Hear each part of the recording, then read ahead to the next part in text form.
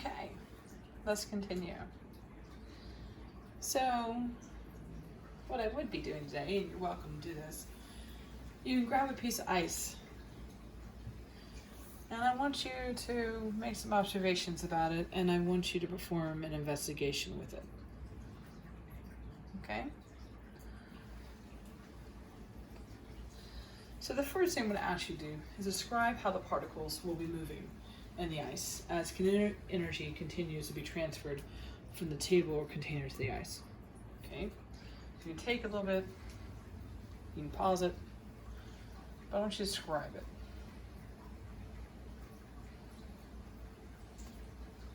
Now, if kinetic energy is throwing you off, remember kinetic means moving.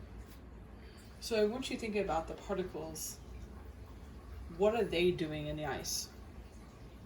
What's happening when the ice touches a table or a container? Okay, so now you've thought about it. So if the particles are behaving in the way that you have described above, how will the temperature of the ice change as it melts?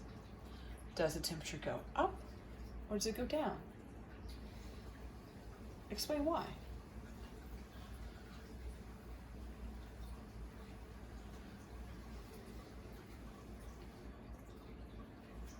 How can we test your idea in order to confirm if your model is accurate?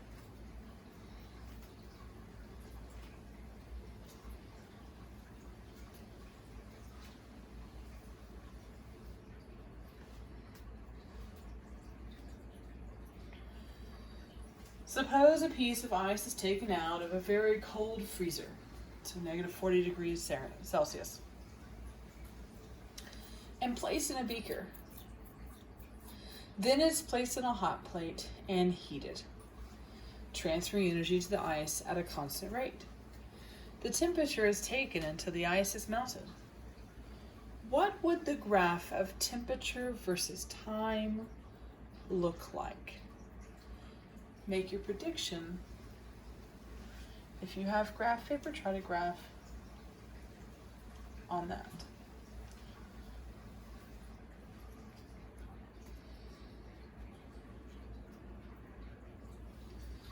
So then I want you to take a moment and I want you to draw the particle models for the water at each section of the graph that you've just made.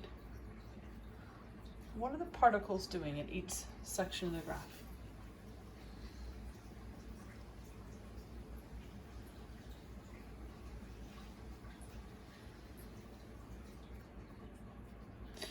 Using the model you developed so far, what can you say about the kinetic energy of the particles during each portion of the graph? During each portion of the graph, how is the behavior of the particles changing as energy is added?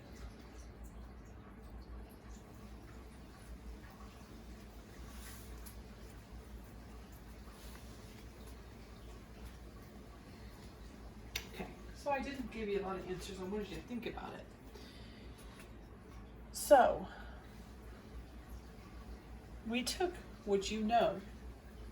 You've all been around ice. And I'm asking you to apply some science behind it.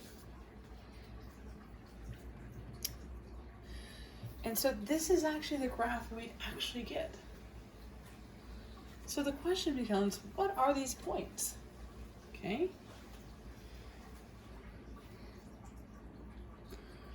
Well, let's see here. Let's go with just black. Okay.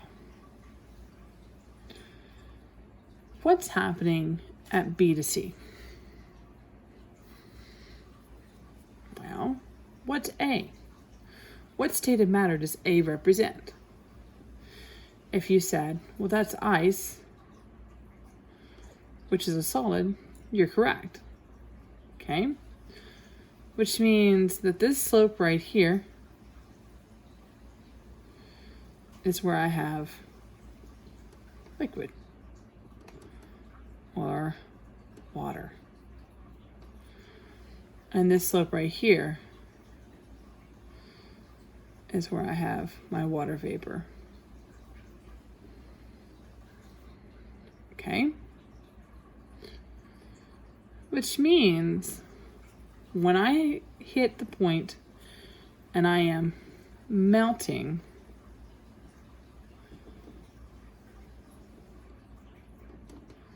this is my transition going from solid to liquid. It's trying to decide which way it has energy. Does it have enough energy to go up the slope, or does it have enough energy, or has it lost enough energy to go down the slope? Okay, so we've got to gain energy to go this way, we've got to lose it to go this way. So that's melting point.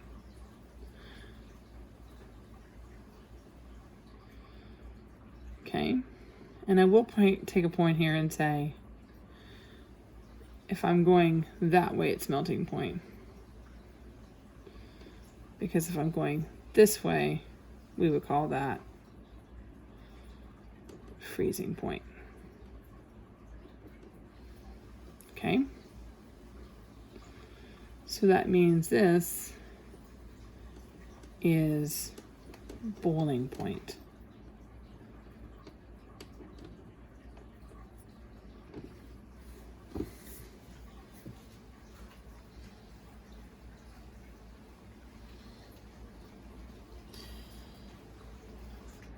So now, let's think about it like this.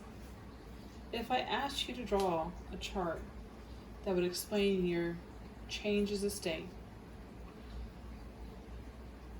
what would it look like? What are the words you got to remember? Well, here's one. So, this, hopefully you would say, is a solid.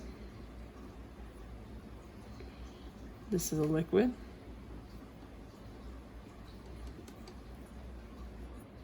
This is a gas. Okay? So when my solid goes to liquid, what would you call that? Hopefully you said melting, because the opposite would be freezing.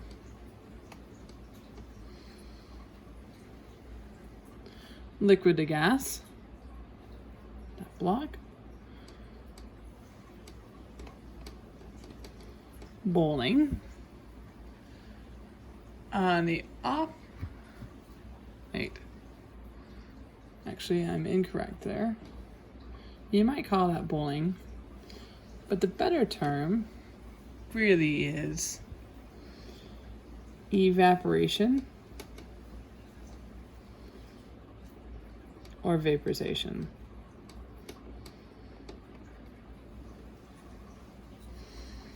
Evaporation is what is natural or without heat. Okay, so the sun evaporates water after it rains. Vaporization is what you're doing at home when you're cooking on the stove. And then you have condensation. Like the clouds, they condense. So the other two arrows may be two that you're not familiar with. Okay? So, when I'm going from a gas to a solid, I am depositing or deposition. When I'm going from a solid to a gas, it's called sublimation. Okay, now 2 ways you might have seen that. Iodine is one of the top ones I would say would be evidence for that. But then also you have, if you leave ice in the ice cube tray for a long time, you'll notice that the size gets smaller. That's also sublimation. This is another phase diagram. The only reason I point it out to you is because it has this branch on here to plasma, because plasma is another state of matter. Okay. Then this is another graph to represent the phase changes and what's going on. And we'll talk about this when we get to solutions in the spring. Again, there's my phase change diagram. It's represented in here. Critical point is where it doesn't know how to exist anymore. And then triple points where all three exist at the same time. Here is our diagram we just talked about earlier.